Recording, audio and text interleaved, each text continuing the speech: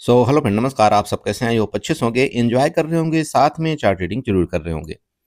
हमारे चैनल में आप सबका दिल से स्वागत है। फ्रेंड्स, यहाँ पर डिस्कशन करने वाले हम निफ्टी के बारे में, बैंक निफ्टी के बारे में एंड सेंसेक्स के बारे में। आपको किस तरह से प्लान बनाना चाहिए, यहाँ पर देखिए मंडे को किस तरह से आपका सपोर्ट, ट्रेंड लाइन, रेजिस्टेंस किस तरह से आपको ड्रा करना है, और जो हम लोग ड्रा करते हैं क्या वो वर्क करता है या नहीं करता है। देखिए सब कुछ यहाँ पर आपको आप बारी बारी से समझाएंगे थोड़ा सा, ठीक है? तो वीडियो में बने रहिएगा। देखिए कहीं ना कहीं मार्केट में गलतियां इंसान से होती हैं, सबसे होती हैं। फिर भी मैं, अगर मेरे आपको ऐसा कुछ लगता है कि नहीं मैं आपके समझाने में असमर्थ होता हूं, तो उस चीज़ के लिए देखिए मैं क्षमा चाहता हूं। फिर भी मैं अपने तरफ से पूरी कोशिश करता हूं कि जितना भी गहराई से मैं आपको समझा सकूं चार्ट को, उससे ज़्यादा मैं आपको समझाने की कोशिश करूं। ओके, चलिए तो निफ्टी की बात करते हैं। जैसे कि आप सबको पता है आज मार्केट ने क्या किया था और क्या नहीं किया था। देखिए कल का ये क्लियर डिस्कशन था भाई, मार्केट का जो सपोर्ट है, एग्जैक्ट सपोर्ट के पास मार्केट आ चुका है। और ये सपोर्ट जोन क्यों है, मैंने आपको फिबोनाची के माध्यम से बताया हुआ था। वो आपको सेंसेक्स में जाकर के पता चलेगा और बैंक निफ्टी में पता चल जाएगा कि किस लेवल को मैंने आपको दिया था और क्यों बताया था कि भाई मार्केट में ये जो सपोर्ट है ये बड़ा खतरनाक वाला सपोर्ट है। और मार्केट में इस चीज का आप ध्यान रखिएगा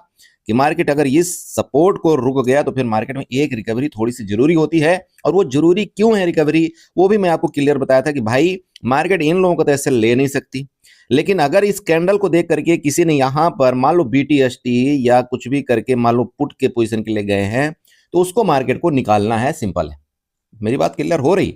और दूसरी चीज आपने देखा होगा कि मार्केट ने क्या किया, एक कैंडल यहां पर खुलती है और एक कैंडल 5 मिनट के आपकी लो बनाए, नीचे बनाए। उसका क्या रीजन था कि अगर किसी ने यहां पर काल बाई करके गया तो उसको सबसे पहले निकाल दो। मतलब मार्केट में देखिए पूरी की पूरी रणनीति चलती है। जिस तरह से आप लोग शतरंज खेलते हैं ना, हम लोग शतरंज खेलते हैं, पूरी की पूरी रणनीति चलती है। मैं आपको 5 मिनट के कैंडल में दिखाऊंगा, लेकिन मैं आपको एक डेली टाइम फ्रेम के कैंडल में इसलिए दिखा रहा हूं क्योंकि मैंने कल आपको क्लियर डिस्कशन करके बताया था कि भाई आपका 25,370 का एक सपोर्ट है। लेकिन अगर इस सपोर्ट को ब्रेक डाउन करता है तो एक आपका बड़ा वाला सपोर्ट है, वो आपका 25,320 के आसपास मैंने आपको बताया था। लेकिन अगर इस सपोर्ट का ये रिस्पेक्ट करता है तो बहुत अच्छी बात है, और ऊपर जाने की पूरी मार्केट कोशिश करेगी। और कहां तक जाने की कोशिश करेगी? सबसे पहले आपको 25,570 का आपका रेजिस्टेंस बताया था, उसके बाद आपका 25,600 और 700 का आपका ये दो रेजिस्टेंस आपको बताए गए थे। बोलिए हाँ या ना।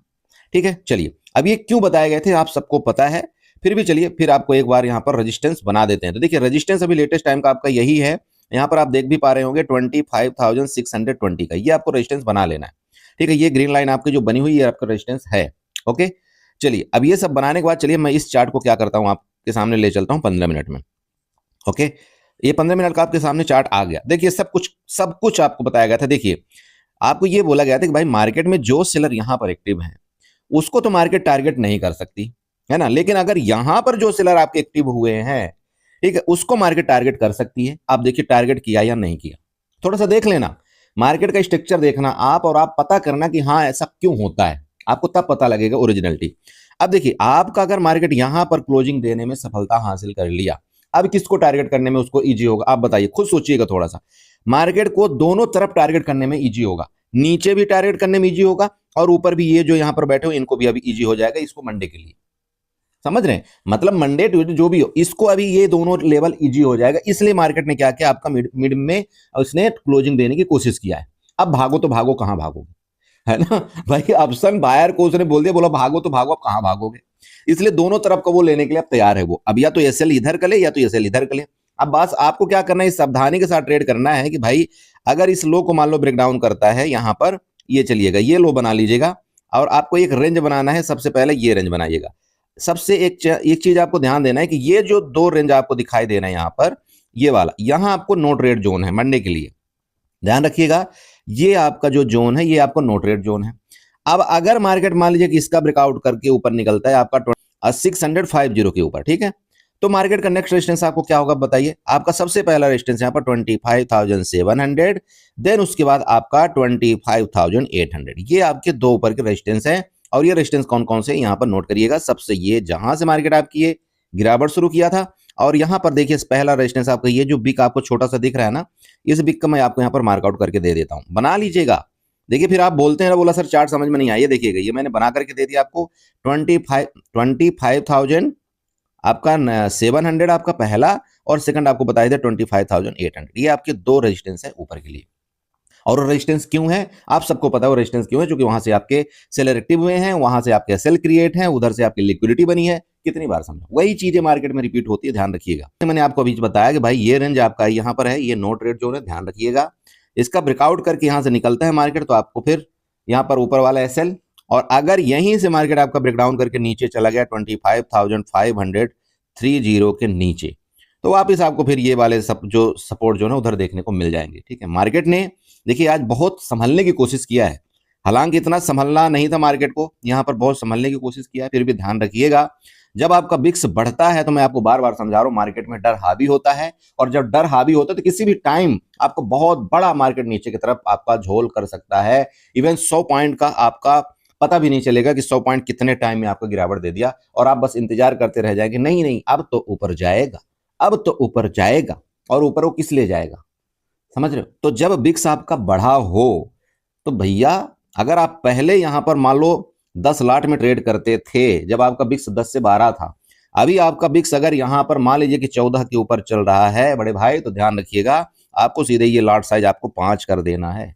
अगर मेरी बात अमल नहीं किया ना आपने, तो फिर अकाउंट साफ होने में टाइम भी नहीं लगेगा, ये मैं आपको क्लियर बोल रहा हूं। क्योंकि मार्केट में जो वॉलेटिलिटी होती है जब बिक्स आपका बढ़ता है, मैं हमेशा समझाता हूं बहुत ज्यादा होती है वॉलेटिलिटी, और बिक्स अगर बढ़ रहा है तो कहीं ना कहीं मार्केट में डर बैठा हुआ है कि मार्केट और गिर सकती है, इसलिए बिक्स आपका बढ़ रहा है। मेरी बात क्लियर हुई? चलिए, तो नीचे का आपका सपोर्ट पता लग गया, ये वाला आपका सपोर्ट है। अगर जब भी कभी इसके नीचे गया तो बड़ा गड्ढा है, वो गड्ढा कौन सा है, जो आपका गैप अभी फिलिंग के लिए बचा हुआ है मार्केट में, वो मैंने अभी आपको बता दिया कि 25,100 के आसपास आपका एक सपोर्ट जोन है, जहां से आपका गैप बना हुआ था। ठीक है, बात कर लें अगर गैप अप गैप डाउन की। देखिए, अगर मार्केट डायरेक्टली मान लीजिए इसके गैप अप के ऊपर ही निकल जाता है और सस्टेन करे, मैं फिर बोल रहा हूं सस्टेन करना चाहिए मार्केट, और कहां सस्टेन करना चाहिए आपका 25,700 के ऊपर, तभी आप कोई डिसीजन लेंगे ऊपर की तरफ। ठीक है, 100 पॉइंट का, अदरवाइज नहीं, क्योंकि रेजिस्टेंस फिर आपका यही है 25,800 का। ठीक है, ये हो गया। गैप डाउन के केस में इसके नीचे निकलेगा, तो मैंने आपको जैसे बता दिया कि भाई यहां से मार्केट ने संभलने की तो कोशिश किया, लेकिन अगर इसके नीचे चला गया तो यहां पर फिर खतरा है, ये आपको समझना है। ठीक है, चलिए बात कर लें ट्रेंड लाइन की। ट्रेंड लाइन भी आप बनाइएगा, ट्रेंड लाइन अभी कैसे बनेगी अब वो थोड़ा सा समझने की कोशिश करते हैं। भाई ट्रेंड लाइन तो मैंने आपको कल बना करके दिया था, चलिए फिर आपको ट्रेंड लाइन बना करके देता हूं, और वही ट्रेंड लाइन आपको बना करके दूंगा जो मैंने कल आपको यहां पर दिया था। एक्सटेंडर लाइन उठाइएगा, इसके लो लेवल से आपको क्या करना है, यहाँ पर ये वाले एक्सटेंडर लाइन आपको इस तरह से ड्रा कर देना है, और यही एक्सटेंडर लाइन मैंने कल कहीं ना कहीं आपको बना करके भी दिया था। भाई ये आपका सपोर्ट के पास है, ये आपको ध्यान रखना चाहिए, चेक करिएगा थोड़ा सा। ठीक है, चेक कर लेना यहाँ पर क्या हुआ है, मार्केट ने क्या किया। अब इसलिए समझाता हूँ, देखिए यहाँ पर क्या हुआ इसका ब्रेकडाउन के, लेकिन देखिए बड़ी कैंडल बन गई। अगर यहीं पर फंस जाता ना कोई बंदा, उसका तो बस वो सोचता कि बस यार इसका तो ब्रेकडाउन किया, मैं जो तुरंत तुरंत पुट लेना चाहिए, नहीं। इसलिए मैं आपको सपोर्ट देता हूं भाई, इसके नीचे ही कुछ में कार्रवाई करनी चाहिए। ठीक है, देखिए यहां से फर्स्ट क्लास रिकवरी हुआ मार्केट, रिकवरी होने के बाद आपका इस तरह से कुछ गेम खेला। ओके, चलिए ये हो गया आपका। अभी कहाँ चलें, सीधे बात है, सिंपल आपको ले चलते हैं थोड़ा सा हम बैंक निफ्टी और निफ्टी उसके सेंसेक्स की तरफ। लेकिन एक ट्रेंड लाइन मेरे नजर में और आ रही, वो मैं आपको बना करके दे देता हूँ।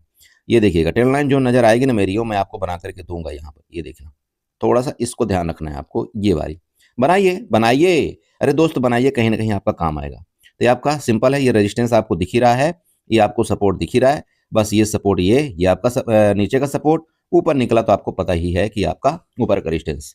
ओके, चलिए चलते हैं बैंक निफ्टी में और सेंसेक्स में। सो बड़े भाई देखिए आपको ये बैंक निफ्टी का चार्ट है ना।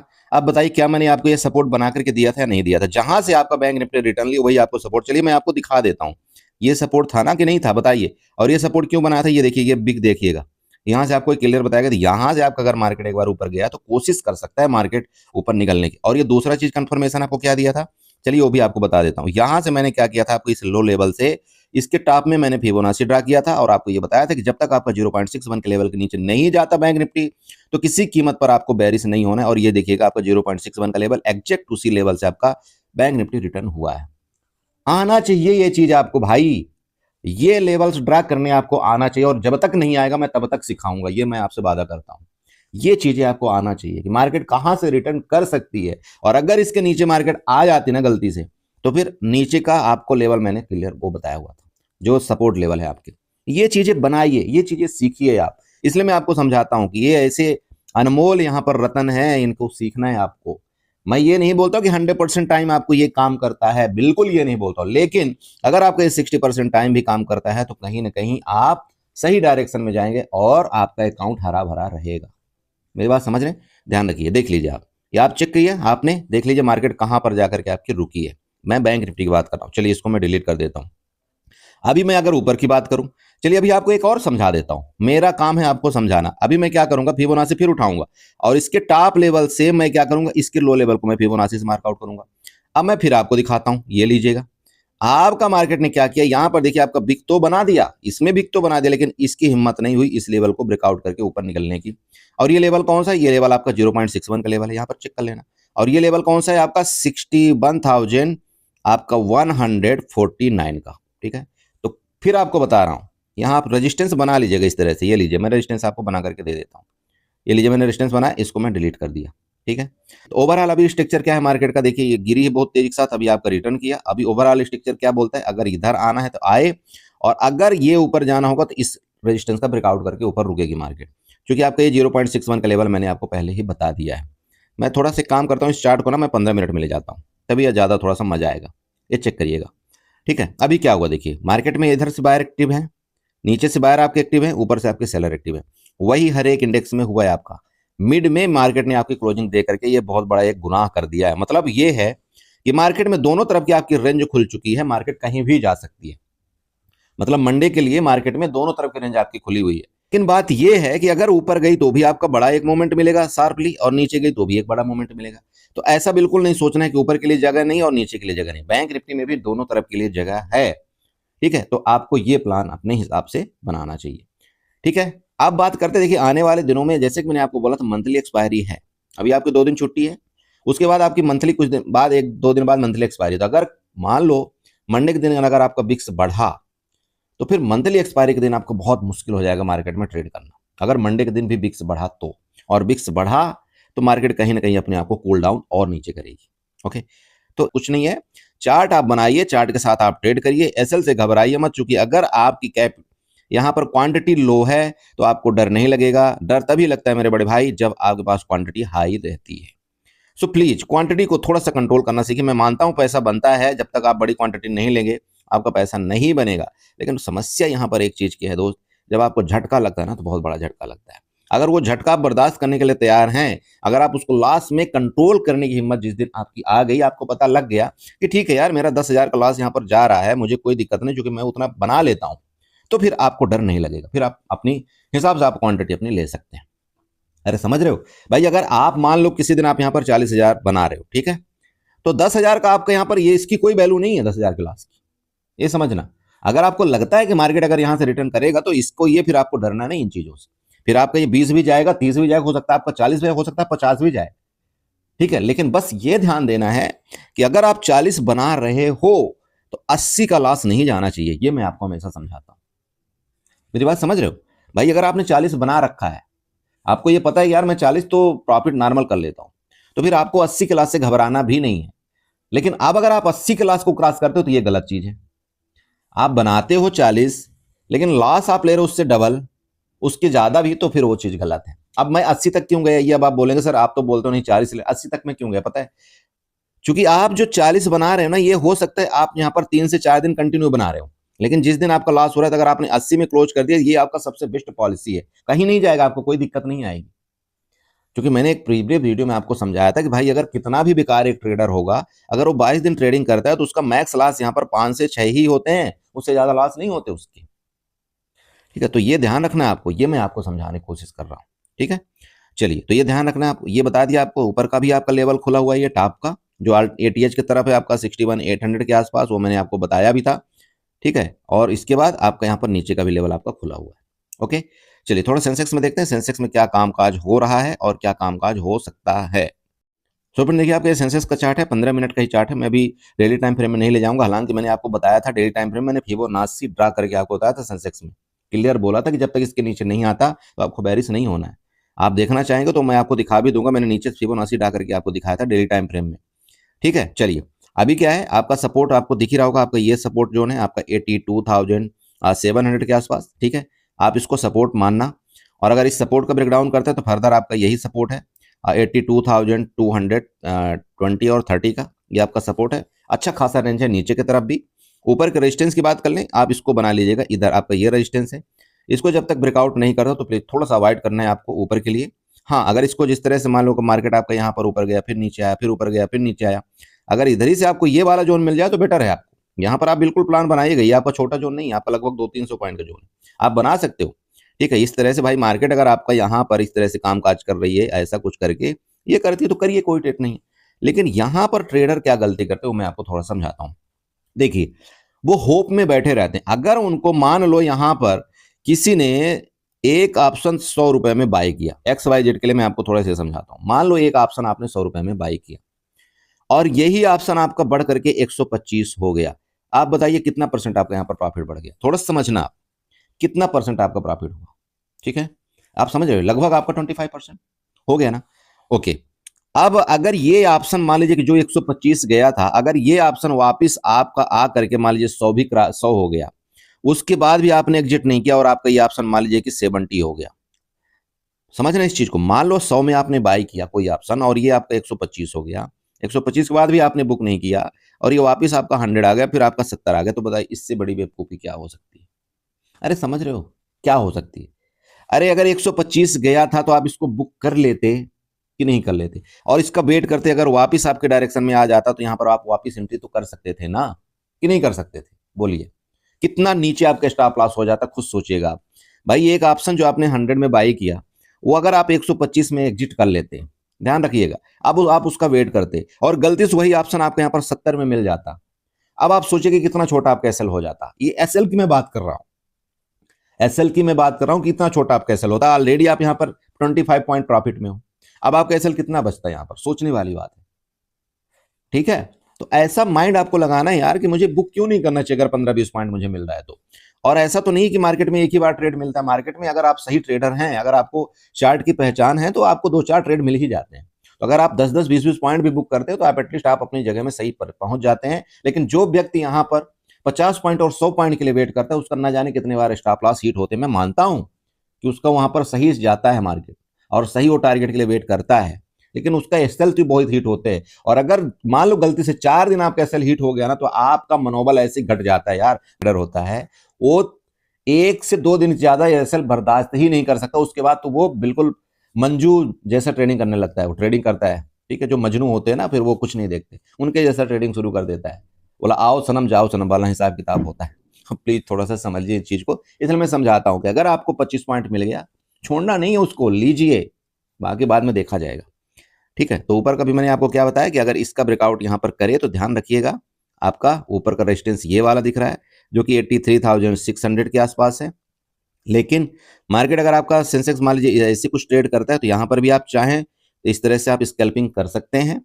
ठीक है, दूसरा, अगर मार्केट मान लीजिए कि ऐसे करके इसका ब्रेकडाउन करेगा ना जिस टाइम भी, तो ये फिर आपको एक शार्प मोमेंट नीचे की तरफ देने की कोशिश कर सकता है। ओके, बस इतना ही मैं बताऊंगा। गैप अप गैप डाउन, मान लीजिए गैप डाउन ही हो गई इधर कहीं और फिर रिकवरी किया तो इसी जोन में जाकर के रुकेगी। गैप अप मान लीजिए इधर कहीं गैप अप हो गई, इधर नीचे की तरफ आया तो ये आपका सपोर्ट बनेगा। जब तक इसका ब्रेकआउट नहीं करता गैप अप में, नो, कोई ऊपर का नहीं लेना है आप। ठीक है, बस बाकी जो हो पाएगा देखिए, मैं कोशिश करता हूँ आपको चार्ट बताने के लिए, और मिड कैप निफ्टी और फिर निफ्टी का भी चार्ट बताऊंगा मैं आपको। क्यों बताऊंगा? चूंकि आने वाले दिनों में उसकी एक्सपायरी है, तो वहां पर क्या प्लान आपको बनाना चाहिए वो सब कुछ देखेंगे यहाँ पर। ओके, चलिए, सो एंजॉय करिए, और अगर गलतियां कर रहे हैं तो गलतियों को समझने की कोशिश करिए कि यार मेरे से गलती हो क्यों नहीं मार्केट के अंदर। क्योंकि जब तक आप अपनी प्रीवियस गलती को मार्केट में नहीं समझेंगे, नहीं उसको कंट्रोल करने की कोशिश करेंगे, तो वो गलतियां आपकी होती रहेगी और आपका बड़ा लॉस होता रहेगा, है ना। तो इन थोड़ा सा चीज़ों को आप अपने डायरी में लिखिए कि गलती कहाँ पर हुई है और क्यों हुई है, लॉजिक लिखिए उसका, आपको ऑटोमेटिक मार्केट के अंदर थोड़ा सुधार आने लगेगा। ठीक है, चलिए, वीडियो चलेगी, चैनल को जो सब्सक्राइब करिएगा, वीडियो को लाइक करिएगा, साथ में कमेंट जरूर करिएगा। ओके।